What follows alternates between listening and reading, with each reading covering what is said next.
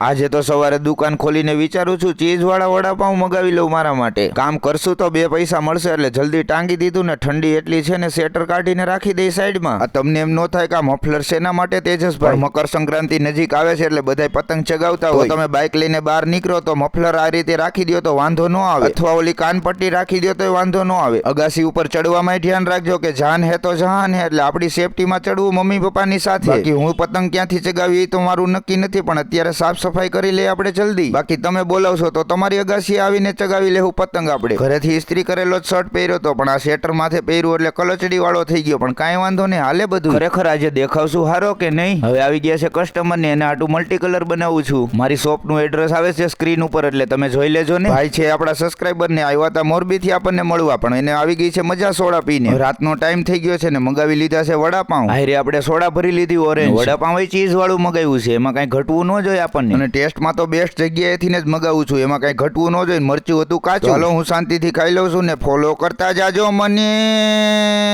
Bye bye.